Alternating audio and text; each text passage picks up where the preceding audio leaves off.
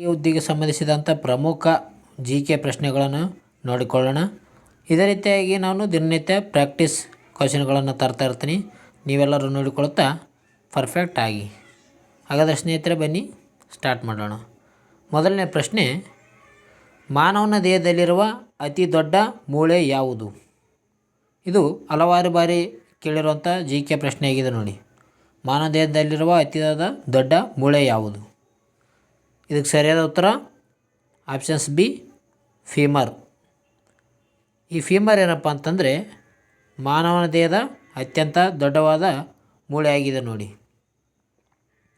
ಮುಂದಿನ ಒಂದು ಪ್ರಶ್ನೆ ಹೋಗೋಣ. ಮುಂದಿನ ಒಂದು ಪ್ರಶ್ನೆ, ಭಾರತ ಸಂವಿಧಾನದ 73ನೇ ತಿದ್ದುಪಡಿಯು ಯಾವುದಕ್ಕೆ ಸಂಬಂಧಿಸಿದೆ? ಈ ಒಂದು ಸಂವಿಧಾನದಲ್ಲಿ ಕೇಳಿರುವಂಥ ಪ್ರಶ್ನೆ ಆಗಿದೆ. ಇದು 73ನೇ ತಿದ್ದುಪಡಿ ಯಾವುದಕ್ಕೆ ಸಂಬಂಧಿಸಿದೆ?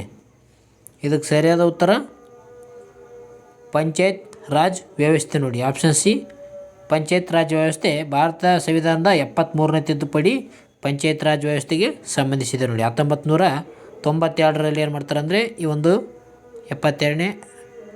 93ರಲ್ಲಿ ಈ ಒಂದು 73ನೇ ತಿದ್ದುಪಡಿ ಮಾಡುವ ಮೂಲಕ ಪಂಚಾಯತ್ ರಾಜ್ ವ್ಯವಸ್ಥೆಯನ್ನು ಸೇರಿಸ್ತಾರೆ. ಈ ಒಂದು ಪಕ್ಷಾಂತರ ನಿಷೇಧ ಕಾಯ್ದೆಯದು 10ನೇ ಅನುಸೂಚಿಗೆ ಸಂಬಂಧಿಸಿದೆ ನೋಡಿ. ಪಕ್ಷಾಂತರ ನಿಷೇಧ ಕಾಯ್ದೆ ಕೂಡ ಹಲವಾರು ಬಾರಿ ಪ್ರಶ್ನೆ ಕೇಳಿದ್ದಾರೆ. ಎಷ್ಟನೇ ಒಂದು ಅನುಸೂಚಿ ಅಂದರೆ 10ನೇ ಅನುಸೂಚಿಯಲ್ಲಿ ಪಕ್ಷಾಂತರ ನಿಷೇಧ ಕಾಯ್ದೆ ಕಂಡುಬರ್ತದೆ. ಅದೇ ರೀತಿಯಾಗಿ ಮೂಲಭೂತ ಹಕ್ಕುಗಳು, ಇವು ಭಾರತ ಸಂವಿಧಾನದ 3ನೇ ಭಾಗದಲ್ಲಿ ಕಂಡುಬರ್ತವೆ. ಮೂಲಭೂತ ಹಕ್ಕುಗಳು. ಮುಂದಿನ ಒಂದು ಪ್ರಶ್ನೆ ಹೋಗೋಣ. ಮುಂದಿನ ಒಂದು ಪ್ರಶ್ನೆ, ಇಸ್ರೋದ ಪ್ರಧಾನ ಕಚೇರಿ ಎಲ್ಲಿದೆ? ಇಸ್ರೋದ ಒಂದು ಕೇಂದ್ರ ಕಚೇರಿ ಎಲ್ಲಿದೆ ಅಂತ ಪ್ರಶ್ನೆ ಕೇಳಲಾಗಿದೆ. ಇದಕ್ಕೆ ಸರಿಯಾದ ಉತ್ತರ ಆಪ್ಷನ್ ಸಿ ನೋಡಿ, ಬೆಂಗಳೂರು. ಇಸ್ರೋದ ಪ್ರಧಾನ ಕಚೇರಿ ಬೆಂಗಳೂರಿನಲ್ಲಿ ಕಂಡುಬರ್ತದೆ. ಇಸ್ರೋ ಸ್ಥಾಪನೆಯಾಗಿದೆ ಯಾವಾಗಂದರೆ 1969 ಆಗಸ್ಟ್ 15ನೇ ತಾರೀಕು ಈ ಒಂದು ಇಸ್ರೋ ಸ್ಥಾಪನೆ ಆಗ್ತದೆ. ಇದರದ ಒಂದು ಪ್ರಧಾನ ಕಚೇರಿ ಬೆಂಗಳೂರಿನಲ್ಲಿ ಕಂಡುಬರ್ತದೆ. ಇದರ ಇಸ್ರೋದ ಉಡಾವಣಾ ಕೇಂದ್ರ ಕಚೇರಿಯಲ್ಲಿದೆ ಅಂದರೆ ಶ್ರೀಹರಿಕೋಟಾದಲ್ಲಿ ಕಂಡುಬರ್ತದೆ. ಶ್ರೀಹರಿಕೋಟಾದಲ್ಲಿ ಇಸ್ರೋದ ಉಡಾವಣಾ ಕಚೇರಿ ಇದೆ. ಮುಂದಿನ ಒಂದು ಪ್ರಶ್ನೆ ಹೋಗೋಣ. ಮುಂದಿನ ಒಂದು ಪ್ರಶ್ನೆ, ಈ ಕೆಳಗಿನವುಗಳಲ್ಲಿ ಯಾವುದು ಒಂದು ಸಂವೇದನಾ ಅಂಗ ಅಲ್ಲ ಅಂತ ಪ್ರಶ್ನೆ ಕೇಳಿದ್ದಾರೆ. ಈ ಒಂದು ಕೆಳಗಿನಲ್ಲಿ ಯಾವುದು ಸಂವೇದನಾ ಅಂಗ ಅಲ್ಲ, ಸೆನ್ಸ್ ಆರ್ಗನ್ ಯಾವುದು ಅಲ್ಲ ಅಂತ ಕೇಳಿದ್ದಾರೆ ನೋಡಿ. ಪಂಚೇಂದ್ರಿಯಗಳು ಅಂತ ನಾವು ಹೇಳ್ತೀವಿ. ಓಕೆ, ಇದಕ್ಕೆ ಸರಿಯಾದ ಉತ್ತರ ಆಪ್ಷನ್ಸ್ ಡಿ, ಕರುಳುವಾಳ ಅಥವಾ ಅಪೆಂಡೆಕ್ಸ್ ಅಂತ ಕರಿತೇವೆ. ಅಪೆಂಡೆಕ್ಸ್ ಇದಕ್ಕೆ ಸರಿಯಾದ ಉತ್ತರವಾಗಿದೆ ನೋಡಿ. ಕಣ್ಣಾಗಿರ್ಬೋದು, ಚರ್ಮ ಆಗಿರ್ಬೋದು, ನಾಲಿಗೆ ಆಗಿರ್ಬೋದು, ಇವೆಲ್ಲ ಪಂಚೇಂದ್ರಿಯಗಳಿಗೆ ಸಂಬಂಧಪಟ್ಟಂಥ ಅಂಗವಾಗಿದ್ದಾವೆ. ಆದರೆ ಅಪೆಂಡೆಕ್ಸ್ ಇದೊಂದು ಸಂವೇದನಾ ಅಂಗ ಇರಲಾರ್ದ ಒಂದು ಅಂಗ ಆಗಿದೆ ಅಂತ ಹೇಳ್ಬೋದು.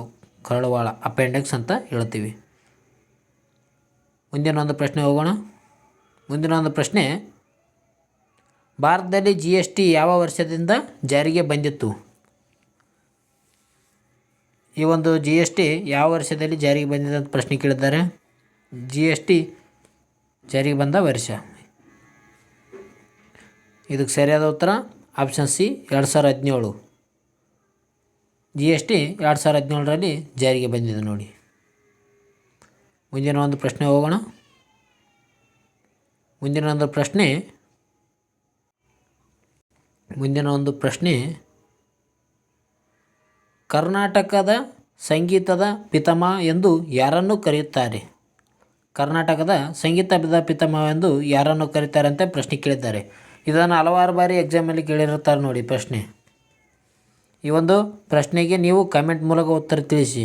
ಓಕೆ, ಕಮೆಂಟ್ ಮೂಲಕ ಈ ಒಂದು ಕರ್ನಾಟಕದ ಸಂಗೀತದ ಪಿತಾಮಹ ಯಾರಂತ ಕಮೆಂಟ್ ಮೂಲಕ ತಿಳಿಸಿ. ಮುಂದಿನ ಒಂದು ಪ್ರಶ್ನೆ ಹೋಗೋಣ. ಮುಂದಿನ ಒಂದು ಪ್ರಶ್ನೆ, ಓಝೋನ್ ಪದರವನ್ನು ಹಾನಿ ಮಾಡುವ ಪ್ರಮುಖ ಅನಿಲ ಯಾವುದು? ಓಝೋನ್ ಪದರವನ್ನು ಹಾನಿ ಮಾಡುವಂಥ ಒಂದು ಪ್ರಮುಖ ಪದರ ಯಾವುದಂತ ಪ್ರಶ್ನೆ ಕೇಳಿದ್ದಾರೆ. ಇದಕ್ಕೆ ಸರಿಯಾದ ಉತ್ತರ ಆಪ್ಷನ್ ಸಿ, ಕ್ಲೋರೋಫ್ಲೋರೋಕಾರ್ಬನ್, CFC ಅಂತ ಹೇಳ್ತೀವಿ. ಕ್ಲೋರೋಫ್ಲೋರೋಕಾರ್ಬನ್ ಏನಪ್ಪ ಅಂತಂದರೆ ಈ ಓಝೋನ್ ಅನಿಲವನ್ನು ಹಾನಿ ಮಾಡುವಂಥ ಪದರವಾಗಿದೆ. ಇದು ಯಾವುದು ಅನಿಲವಾಗಿದೆ. ಓಝೋನ್ ಪದರವನ್ನು ಹಾನಿ ಮಾಡುವಂಥ ಒಂದು ಅನಿಲ ಯಾವುದಂದರೆ ಕ್ಲೋರೋಫ್ಲೋರೋಕಾರ್ಬನ್ ಆಗಿದೆ ನೋಡಿ. ಸಾರಜನಕವನ್ನು ನೈಟ್ರೋಜನ್ ಎಂದು ಕರೆಯುತ್ತಾರೆ. ಆಮ್ಲಜನಕ ಸೂತ್ರ ಎಷ್ಟು? O2 ಆಗಿದೆ ನೋಡಿ. ಆಮ್ಲಜನಕದ ಸಂಖ್ಯೆ O2 ಆಗಿದೆ. ಇದು ಪರಮಾಣು ಸಂಖ್ಯೆ 8 ಆಗಿದೆ. ಆಮ್ಲಜನಕವನ್ನು ಕಂಡುಹಿಡಿದವರು ಜೋಸೆಫ್ ಪ್ರಿಸ್ಲಿ. ನೈಟ್ರೋಜನನ್ನು ಕಂಡುಹಿಡಿದವರು ಯಾರು? ಕಮೆಂಟ್ ಮೂಲಕ ತಿಳಿಸಿ. ಮುಂದಿನ ಒಂದು ಪ್ರಶ್ನೆ ಹೋಗೋಣ. ಮುಂದಿನ ಒಂದು ಪ್ರಶ್ನೆ, ಸಂವಿಧಾನದ ಯಾವ ವಿಧಿಯು ಏಕರೂಪ ನಾಗರಿಕ ಸಂಹಿತೆ ಯೂನಿಫಾರ್ಮ್ ಸಿವಿಲ್ ಕೋಡ್ ಬಗ್ಗೆ ತಿಳಿಸುತ್ತದೆ? ಇದಕ್ಕೆ ಸರಿಯಾದ ಉತ್ತರ ನೋಡಿ. ಅಂದರೆ ಏಕರೂಪ ನಾಗರಿಕ ಸಂಹಿತೆಗೆ ಸಂಬಂಧಿಸಿದಂಥ ವಿಧಿ ಯಾವುದು ಅಂತ ಪ್ರಶ್ನೆ ಕೇಳಿದ್ದಾರೆ. ಇದಕ್ಕೆ ಸರಿಯಾದ ಉತ್ತರ ಆಪ್ಷನ್ಸ್ ಬಿ ನೋಡಿ. ಆಪ್ಷನ್ಸ್ ಬಿ 44ನೇ ವಿಧಿ. ಇದು ಸಂವಿಧಾನದ ಏಕರೂಪ ನಾಗರಿಕತೆಗೆ ಸಂಬಂಧಿಸಿದಂಥ ವಿಧಿಯಾಗಿದೆ ನೋಡಿ. ಯೂನಿಫಾರ್ಮ್ ಸಿವಿಲ್ ಕೋಡ್ ಅಂತ ಹೇಳ್ತೀವಿ. ಮುಂದಿನ ಒಂದು ಪ್ರಶ್ನೆ ಹೋಗೋಣ. ಮುಂದಿನ ಒಂದು ಪ್ರಶ್ನೆ, ಗಾಳಿಯ ವೇಗವನ್ನು ಅಳೆಯುವ ಬಳಸುವ ಉಪಕರಣವನ್ನು ಯಾವುದು? ಗಾಳಿಯ ವೇಗವನ್ನು ಅಳೆಯಲು ಬಳಸುವ ಉಪಕರಣ ಯಾವುದು ಅಂತ ಪ್ರಶ್ನೆ ಕೇಳಿದ್ದಾರೆ. ಇದಕ್ಕೆ ಸರಿಯಾದ ಉತ್ತರ ನೋಡಿ, ಅನಿಮೋಮೀಟರ್. ಗಾಳಿಯ ವೇಗವನ್ನು ಅಳೆಯುವ ಬಳಸುವ ಉಪಕರಣ ಯಾವುದಂದರೆ ಅನಿಮೋಮೀಟರ್. ಅದೇ ರೀತಿಯಾಗಿ ಇದಕ್ಕೆ ಗಾಳಿಯ ಒತ್ತಡವನ್ನು ಅಳೆಯಲು ಬಳಸುವ ಉಪಕರಣ ಯಾವುದಂತ ಕೇಳಿದ್ರಪ್ಪ ಆಗಿತ್ತಂದರೆ ಅದು ಬಾರೋಮೀಟರ್ ಆಗುತ್ತಿತ್ತು. ಗಾಳಿಯ ಒತ್ತಡವನ್ನು ಅಳೆಯುತ್ತದೆ ಯಾವುದು? ಬಾರೋಮೀಟರ್. ಒತ್ತಡವನ್ನು ಯಾವುದು ಅಳೆಯುತ್ತದೆ? ಒತ್ತಡವನ್ನು ಬಾರೋಮೀಟರ್ ಅಳೆಯುತ್ತದೆ. ಗಾಳಿಯ ಒಂದು ತೇವಾಂಶವನ್ನು ಅಳೆಯುವಂಥ ಉಪಕರಣ ಯಾವುದಂದರೆ ಹೈಗ್ರೋಮೀಟರ್ ಆಗಿದೆ ನೋಡಿ. ತೇವಾಂಶ ಹೈಗ್ರೋಮೀಟ್ರ್, ಒತ್ತಡ ಬಾರೋಮೀಟ್ರ್, ಗಾಳಿಯ ವೇಗವನ್ನು ಅಳೆಯುವುದು ಅನಿಮೋಮೀಟ್ರ್. ಇದು ಸಿಸ್ಮೋಗ್ರಾಫ್ ಎಂಬುದು ಏನಪ್ಪ ಅಂತಂದರೆ ಭೂಕಂಪದ ಬಗ್ಗೆ ಅಳಿತದೆ, ಭೂಕಂಪದ ಮಾಹಿತಿಯನ್ನು ನೀಡುತ್ತದೆ. ಅದು ಸಿಸ್ಮೋಗ್ರಾಫ್. ಮುಂದಿನ ಒಂದು ಪ್ರಶ್ನೆ ಹೋಗೋಣ. ಇವು ನೋಡಿ, ಇವು ಅತಿ ಹೆಚ್ಚು ಬಾರಿ ಕೇಳಿರುವಂಥ ಪ್ರಶ್ನೆಗಳಾಗಿವೆ. ಇವು GK ಕ್ವಶನಲ್ಲಿ ಹಲವಾರು ಬಾರಿ ತಪ್ಪು ಮಾಡಿದ್ದುಂಟು ಕೆಲವು ಜನ. ಯಾವ ಗ್ರಹವನ್ನು ಕೆಂಪು ಗ್ರಹ ಅಂದರೆ ರೆಡ್ ಪ್ಲ್ಯಾನೆಟ್ ಎಂದು ಕರೆಯುತ್ತಾರೆ? ರೆಡ್ ಪ್ಲ್ಯಾನೆಟ್ ಎಂದು ಯಾವ ಗ್ರಹಕ್ಕೆ ಕರೆಯುತ್ತಾರೆ ಅಂತ ಪ್ರಶ್ನೆ ಕೇಳಲಾಗಿದೆ ನೋಡಿ. ಇದು ಕೂಡ ಹಿಂದೆ ಕೇಳಿರುವಂಥ ಪ್ರಶ್ನೆ ಆಗಿದೆ ನೋಡಿ. 2015ರಲ್ಲಿ ಕೇಳಿರುವಂಥ ಪ್ರಶ್ನೆ ಇದು. ಇದಕ್ಕೆ ಸರಿಯಾದ ಉತ್ತರ ಮಂಗಳ ಗ್ರಹ ನೋಡಿ. ಮಂಗಳ ಗ್ರಹವನ್ನು ಕೆಂಪು ಗ್ರಹ ಎಂದು ಕರೆಯುತ್ತಾರೆ. ಇಲ್ಲಿ ಕಬ್ಬಿಣದ ಆಕ್ಸೈಡ್ ಕಂಡುಬರುತ್ತೆ. ಮಂಗಳ ಗ್ರಹದಲ್ಲಿ ಕಬ್ಬಿಣದ ಆಕ್ಸೈಡ್ ಕಂಡುಬರುತ್ತೆ, ಇದಕ್ಕೆ ಕೆಂಪಾಗಿರುತ್ತದೆ ಮಂಗಳ ಗ್ರಹ. ಭೂಮಿಗೆ ಅತಿ ಹತ್ತಿರ ಇರುವ ಗ್ರಹ ಯಾವುದಂದರೆ ಶುಕ್ರ ಗ್ರಹ ನೋಡಿ. ಭೂಮಿಗೆ ಅತ್ಯಂತ ಹತ್ತಿರವಾದ ಗ್ರಹ ಯಾವುದು? ಶುಕ್ರ ಗ್ರಹ. ಅತ್ಯಂತ ದೊಡ್ಡವಾದ ಗ್ರಹ ಯಾವುದಪ್ಪ ಅಂತಂದರೆ ಅದು ಗುರು ಗ್ರಹವಾಗಿದೆ. ಅತಿ ಕಡಿಮೆ ಆರ್ದ್ರತೆ ಹೊಂದಿರುವ ಗ್ರಹ ಯಾವುದಂದರೆ ಶನಿ ಗ್ರಹ ನೋಡಿ. ಮುಂದಿನ ಒಂದು ಪ್ರಶ್ನೆ ಹೋಗೋಣ. ಮುಂದಿನ ಒಂದು ಪ್ರಶ್ನೆ ಇತಿಹಾಸಕ್ಕೆ ಸಂಬಂಧಿಸಿದಂಥ ಪ್ರಶ್ನೆ ಆಗಿದೆ ನೋಡಿ. ಮೇಜೋದಾರದಲ್ಲಿ ಶೋಧಿಸಲ್ಪಟ್ಟ ನೃತ್ಯ ಮಾಡುತ್ತಿರುವ ಹುಡುಗಿ ಡ್ಯಾನ್ಸಿಂಗ್ ಗರ್ಲ್ ಪ್ರತಿಮೆ ಯಾವುದರಿಂದ ಮಾಡಲ್ಪಟ್ಟಿದೆ? ಈ ಒಂದು ಡ್ಯಾನ್ಸಿಂಗ್ ಗರ್ಲ್ ಮೇಜೋದಾರದಲ್ಲಿ ಕಂಡುಬರ್ತದೆ. ಯಾವಾಗ? 1921 ಅಥವಾ 2ರಲ್ಲಿ ಯಾರಪ್ಪ ಅಂತಂದರೆ R.D. ಬ್ಯಾನರ್ಜಿ ಅವರು ಕಂಡುಹಿಡಿತಾರೆ. R.D. ಬ್ಯಾನರ್ಜಿ ಅವರು ಏನಪ್ಪ ಅಂತಂದರೆ ಈ ಒಂದು ಮೇಜೋದಾರವನ್ನು ಕಂಡುಹಿಡಿತಾರೆ. ಆ ಮೇಜೋದಾರ ನಗರದಲ್ಲಿ ಒಂದು ಡ್ಯಾನ್ಸಿಂಗ್ ಗರ್ಲ್ ಪ್ರತಿಮೆ ಸಿಗುತ್ತದೆ. ಅದು ಯಾವುದರಿಂದ ಮಾಡಲ್ಪಟ್ಟಿದೆ ಅಂತ ಹಲವಾರು ಬಾರಿ ಪ್ರಶ್ನೆ ಕೇಳಿದ್ದಾರೆ.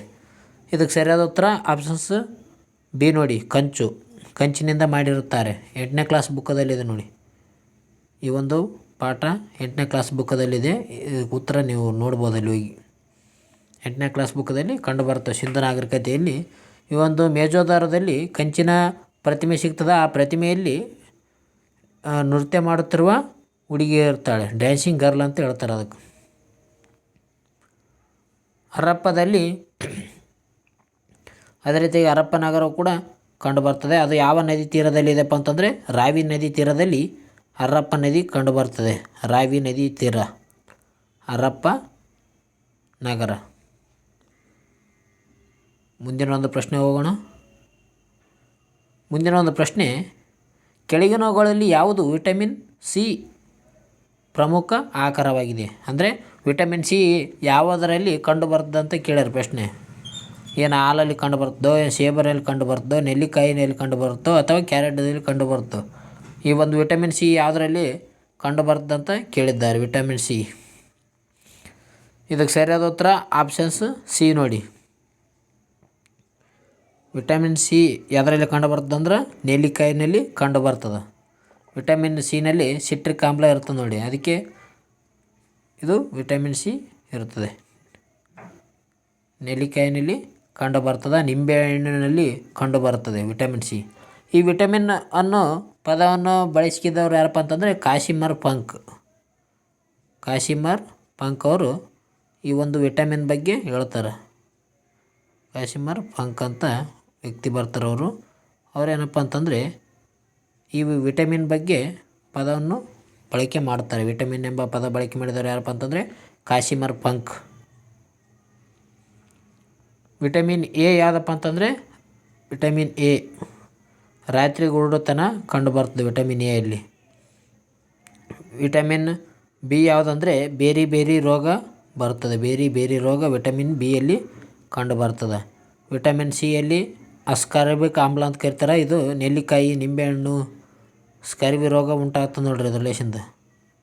ಅದು ವಿಟಮಿನ್ ಸಿಯಿಂದ ಸ್ಕರ್ವಿ ರೋಗ ಉಂಟಾಗುತ್ತದೆ. ವಿಟಮಿನ್ ಡಿಯಿಂದ ಯಾವುದಪ್ಪ ಅಂತಂದರೆ ವಿಟಮಿನ್ ಡಿ ಕೊರತೆಯಿಂದ ರಿಟೆಕ್ಸ್ ರೋಗ ಬರ್ತದೆ. ರಿಟೆಕ್ಸ್ ರೋಗ ಯಾವುದು ಕಂಡುಬರ್ತದೆ? ವಿಟಮಿನ್ ಡಿಯಲ್ಲಿ ಕಂಡುಬರ್ತದೆ ನೋಡ್ರಿ. ಭಾಳ ಇಂಪಾರ್ಟೆಂಟ್ ಆಗ್ತದೆ. ವಿಟಮಿನ್ ಸಂಬಂಧಿಸಿದಂಥ ಮಾಹಿತಿ ಕೇಳಿದ್ದಾರೆ ನೋಡಿ ಪ್ರಶ್ನೆ. ಮುಂದಿನ ಒಂದು ಪ್ರಶ್ನೆ ಹೋಗೋಣ. ಭಾರತದ ಕೇಂದ್ರೀಯ bank reserve bank of India ಸ್ಥಾಪನೆಯಾದ ವರ್ಷ ಯಾವುದು? ರಿಸರ್ವ್ ಬ್ಯಾಂಕ್ ಆಫ್ ಇಂಡಿಯಾ ಭಾರತೀಯ ಒಂದು ಕೇಂದ್ರೀಯ ಬ್ಯಾಂಕ್ ಆಗಿದೆ. ಇದು ಯಾವಾಗ ಸ್ಥಾಪನೆ ಆಯ್ತು ಅಂತ ಪ್ರಶ್ನೆ ಕೇಳಿದ್ದಾರೆ. ಇದಕ್ಕೆ ಸರಿಯಾದ ಉತ್ತರ ಆಪ್ಷನ್ ಸಿ 1935ರಲ್ಲಿ ಈ ಒಂದು ರಿಸರ್ವ್ ಬ್ಯಾಂಕ್ RBI ಸ್ಥಾಪನೆ ಆಗ್ತದೆ. RBI ಸ್ಥಾಪನೆ ಯಾವಾಗಾಯಿತು? 1935ರಲ್ಲಿ. ಇತ್ತೀಚೆಗೆ TET ಕ್ವಶನ್ ಕೇಳಿದರು. TETಯಲ್ಲಿ 2025 TETಯಲ್ಲಿ ಏನು ಕೇಳಿದ್ರಪ್ಪ ಅಂತಂದರೆ RBI ರಾಷ್ಟ್ರೀಕರಣ ಆದ ವರ್ಷ ಯಾವಾಗ ಅಂತ ಕೇಳಿದರು. ಸ್ಥಾಪನೆ ಆಗಿದ್ದು 1935ರಲ್ಲಿ, ಆದರೆ ರಾಷ್ಟ್ರೀಕರಣ ಆಗಿದ್ದು 1949 ಜನವರಿ 1ನೇ ತಾರೀಕು ಏನಪ್ಪ ಅಂತಂದರೆ ರಾಷ್ಟ್ರೀಕರಣ ಆಗಿರ್ತದೆ RBI. ಇದು ನೋಡಿ, ರಾಷ್ಟ್ರೀಕರಣ ಆದದ್ದು 1949, ಆದರೆ ಸ್ಥಾಪನೆ ಆಗಿದ್ದು 1935ರಲ್ಲಿ. ಮುಂದಿನ ಒಂದು ಪ್ರಶ್ನೆ ಹೋಗೋಣ. ಮುಂದಿನ ಒಂದು ಪ್ರಶ್ನೆ, ಭಾರತದ ಅತ್ಯುನ್ನತ ಹವಾಮಾನ ಕೇಂದ್ರವನ್ನು ಹೈಯೆಸ್ಟ್ ಮೆಟ್ರಾಲಜಿಕಲ್ ಸೆಂಟರ್ ಎಲ್ಲಿ ಉದ್ಘಾಟಿಸಲಾಗಿದೆ? ಇದಕ್ಕೆ ಸರಿಯಾದ ಉತ್ತರ ಆಪ್ಷನ್ಸ್ ಬಿ ಲಡಾಖ್ ನೋಡಿ. ಲಡಾಖ್ನಲ್ಲಿ ಈ ಒಂದು ಮೆಟ್ರಾಲಜಿಕಲ್ ಸೆಂಟರ್ ಉದ್ಘಾಟನೆ ಮಾಡಲಾಗಿದೆ. ಮುಂದಿನ ಒಂದು ಪ್ರಶ್ನೆ ಹೋಗೋಣ. ಮುಂದಿನ ಒಂದು ಪ್ರಶ್ನೆ, ಗಾಂಧಿ ಇರ್ವಿನ್ ಒಪ್ಪಂದ ಯಾವ ವರ್ಷದಲ್ಲಿ ನಡೆಯಿತು? ಈಗ ನಿಮ್ಗೆ ಉತ್ತರ ಗೊತ್ತಿರುತ್ತಲ್ಲ, ನೀವು ಒಂದು ಹಾಳೆಯಲ್ಲಿ ಎಷ್ಟು ಕರೆಕ್ಟ್ ಮಾರ್ಕ್ಸ್ ಹಾಕಿರಂತ ತಿಳಿದುಕೊಳ್ಳಿ. ಓಕೆ, ಗಾಂಧಿ ಇರ್ವಿನ್ ಒಪ್ಪಂದ ಯಾವ ವರ್ಷದಲ್ಲಿ ನಡೆಯಿತು? ಇದಕ್ಕೆ ಸರಿಯಾದ ಉತ್ತರ ಆಪ್ಷನ್ಸ್ ಬಿ 1931 ಏಪ್ರಿಲ್ 5ನೇ ತಾರೀಕು ಗಾಂಧಿ ಒಪ್ಪಂದ ಆಗುತ್ತದೆ. ಗಾಂಧಿ ಇರ್ವಿನ್ ಒಪ್ಪಂದ ಏಪ್ರಿಲ್ 5ನೇ ತಾರೀಕು ಗಾಂಧಿ ಇರ್ವಿನ್ ಒಪ್ಪಂದ ಆಗುತ್ತದೆ ನೋಡ್ರಿ. ಮುಂದಿನ ಒಂದು ಪ್ರಶ್ನೆ ಹೋಗೋಣ. ಮುಂದಿನ ಒಂದು ಪ್ರಶ್ನೆ, ಭಾರತದ ಸಂವಿಧಾನದ ಆತ್ಮ ಮತ್ತು ಹೃದಯ ಎಂದು ಡಾಕ್ಟರ್ BR ಅಂಬೇಡ್ಕರ್ ಅವರು ಯಾವ ವಿಧಿಯನ್ನು ಕರೆದಿದ್ದಾರೆ? ಇದು ಕೂಡ ಭಾಳ ಇಂಪಾರ್ಟೆಂಟ್ ಆದ ಪ್ರಶ್ನೆ ಆಗಿದೆ ನೋಡಿ. ಅಂದರೆ ಹಲವಾರು ಬಾರಿ ಕೇಳಿರುವಂಥ ಪ್ರಶ್ನೆ ಆಗಿದೆ ಇದು ಕೂಡ ಇಂಪಾರ್ಟೆಂಟ್ ಆದ. ಆತ್ಮ ಮತ್ತು ಹೃದಯ ಎಂದು ಯಾವ ವಿಧಿಯನ್ನು ಕರೀತಾರೆ ಅಂತ ಕೇಳಿದ್ದಾರೆ ಪ್ರಶ್ನೆ. ಇದಕ್ಕೆ ಸರಿಯಾದ ಉತ್ತರ ಆಪ್ಷನ್ ಸಿ 32ನೇ ವಿಧಿ. ಡಾಕ್ಟರ್ ಬಿ ಆರ್ ಅಂಬೇಡ್ಕರ್ ಅವರು ಆತ್ಮ ಮತ್ತು ಹೃದಯ ಅಂತ ಹೇಳಿದ್ದಾರೆ 32ನೇ ವಿಧಿಗೆ. ಸಂವಿಧಾನದ 21ನೇ ವಿಧಿ ಏನಪ್ಪ ಅಂತಂದರೆ ಜೀವಿಸುವ ಹಕ್ಕಿಗೆ ಸಂಬಂಧಿಸಿದೆ. ಸಂವಿಧಾನದ 44ನೇ ವಿಧಿ ಏಕರೂಪ ನಾಗರಿಕತೆಗೆ ಸಂಹಿತೆಗೆ ಸಂಬಂಧಿಸಿದೆ. ಸಂವಿಧಾನದ 14ನೇ ವಿಧಿ ಎಲ್ಲರಿಗೂ ಸಮಾನ ಅಂತ ಹೇಳುತ್ತದೆ. ಮುಂದಿನ ಒಂದು ಪ್ರಶ್ನೆ ಹೋಗೋಣ. ಮುಂದಿನ ಒಂದು ಪ್ರಶ್ನೆ, ಭಾರತದ ಯಾವ ರಾಜ್ಯವು ಅತಿ ಉದ್ದವಾದ ಸಮುದ್ರ ತೀರವನ್ನು ಹೊಂದಿದೆ? ಕೋಸ್ಟಲ್ ಲೈನನ್ನು ಹೊಂದಿರುವ ರಾಜ್ಯ ಯಾವುದು? ಅತಿ ಉದ್ದವಾದ ಸಮುದ್ರ ತೀರವನ್ನು ಹೊಂದಿರುವಂಥ ರಾಜ್ಯ ಯಾವುದು ಅಂತ ಕೇಳಿದ್ದಾರೆ. ಇದಕ್ಕೆ ಸರಿಯಾದ ಉತ್ತರ ಕಾಮೆಂಟ್ ಮೂಲಕ ತಿಳಿಸಿ. ಓಕೆ, ಕಾಮೆಂಟ್ ಮೂಲಕ ಇದಕ್ಕೆ ಅತಿ ಉದ್ದವಾದ ಸಮುದ್ರ ತೀರವನ್ನು ಹೊಂದಿರೋ ರಾಜ್ಯ ಯಾವುದಂತ ತಿಳಿಸಿ. ಮೊದಲನೇದು ಯಾವುದಂತ ತಿಳಿಸಿ, ಎರಡನೇದು ಯಾವುದಂತ ತಿಳಿಸಿ, ಮೂರನೇದು ಯಾವುದಂತ ತಿಳಿಸಿ. 3 ತಿಳಿಸಿ. ಓಕೆ, ಮುಂದಿನ ಒಂದು ಪ್ರಶ್ನೆ ಹೋಗೋಣ. ಮುಂದಿನ ಒಂದು ಪ್ರಶ್ನೆ, ಮನುಷ್ಯನ ದೇಹದಲ್ಲಿ ಇನ್ಸುಲಿನ್ ಹಾರ್ಮೋನನ್ನು ಉತ್ಪತ್ತಿ ಮಾಡುವ ಅಂಗ ಯಾವುದು? ಇನ್ಸುಲಿನ್ ಹಾರ್ಮೋನನ್ನು ಉತ್ಪತ್ತಿ ಮಾಡುವ ಅಂಗ ಯಾವುದು ಅಂತ ಪ್ರಶ್ನೆ ಕೇಳಿದ್ದಾರೆ ನೋಡಿ. ಇದಕ್ಕೆ ಸರಿಯಾದ ಉತ್ತರ ಆಪ್ಷನ್ ಸಿ, ಮೆದೋಜೀರಕ ಗ್ರಂಥಿ, ಪ್ಯಾಂಕ್ರಿಯಾಸ್ ಅಂತ ಕರೀತಾರೆ. ಪ್ಯಾಂಕ್ರಿಯಾಸ್ ಏನಪ್ಪ ಅಂತಂದರೆ ಈ ಇನ್ಸುಲಿನನ್ನು ಉತ್ಪತ್ತಿ ಮಾಡುವ ಅಂಗವಾಗಿದೆ.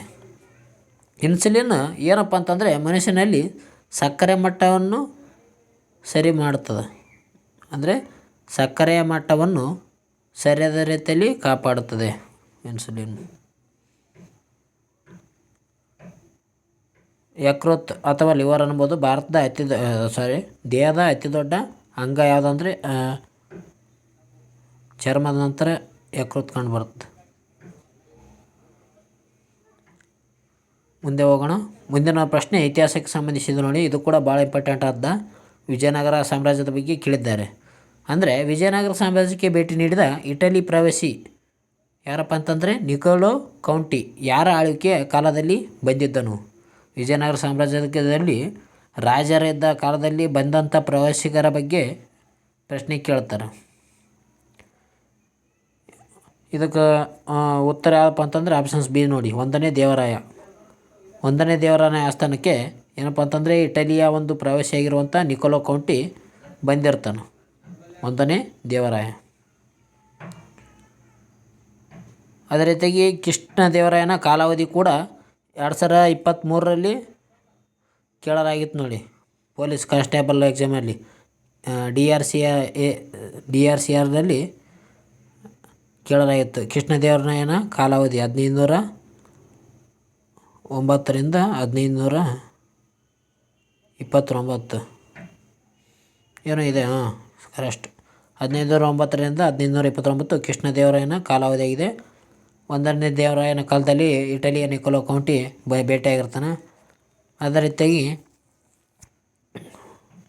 ಕೃಷ್ಣದೇವರಾಯನ ಒಂದು ಆಸ್ಥಾನಕ್ಕೆ ಡೊಮಿಂಗ್ ಪಯಾಸ್ ಅವರು ಬಂದಿರ್ತಾರೆ.